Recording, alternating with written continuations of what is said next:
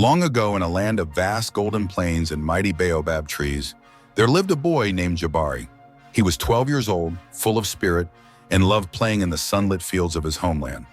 But one day his mother Naya told him that they had to leave their village. She had found work in a faraway land, in a village surrounded by tall mountains and misty rivers. Jabari did not want to leave. He loved his home, the sound of the drumming at night, the stories by the fire, and the way the wind carried the scent of ripe mangoes. But his mother held his hand and said, "My son, sometimes we must travel to new lands to find new beginnings." With a heavy heart, Jabari packed his few belongings. His mother wrapped their clothes in a large cloth, and they set off on their journey. They walked for many days, crossed rivers, climbed hills, and finally reached the new village.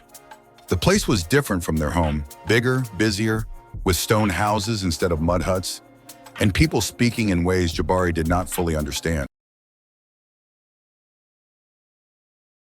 On his first day, Jabari saw children playing in the open square. He smiled and ran toward them, eager to make new friends. But before he could join them, a tall boy stepped forward. His name was Tindo, the son of a great warrior, and he was feared by many. "Who are you?" Tindo asked, folding his arms. "I am Jabari. My mother and I just arrived," he said. Tindo smirked. "You do not belong here." Jabari's heart pounded. "I just want to play." But Tindo shoved him back. "Go back to where you came from."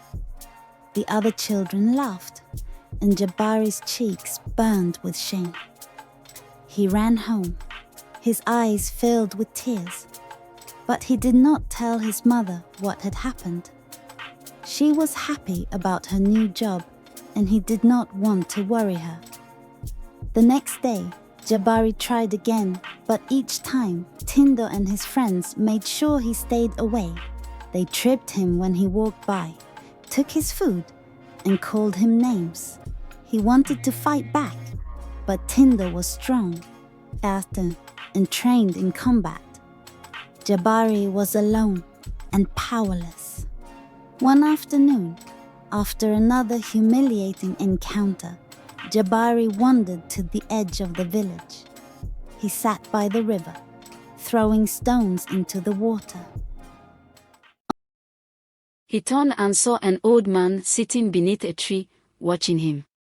The man's face was lined with age, his hair white as clouds. He wore a simple brown robe, and a staff rested beside him.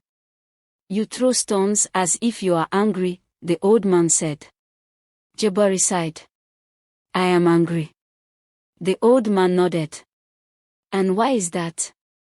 Jabari hesitated, but then the words poured out. "The other boys do not like me. They say I do not belong. They push me, take my food, and laugh at me." The old man's eyes softened. "And what do you wish to do?" Jabari clenched his fist.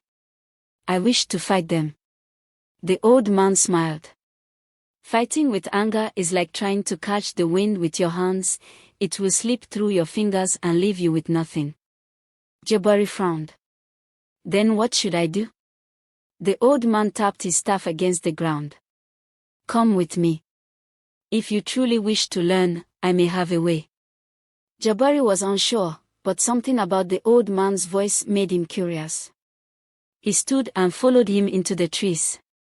The old man's hut was small but warm, with carvings of animals on the walls and dried herbs hanging from the ceiling. "I am Baba Kwame," the old man said. "And if you have patience, I will teach you." Jabari's heart leaped. "You will teach me to fight?" Baba Kwame chuckled.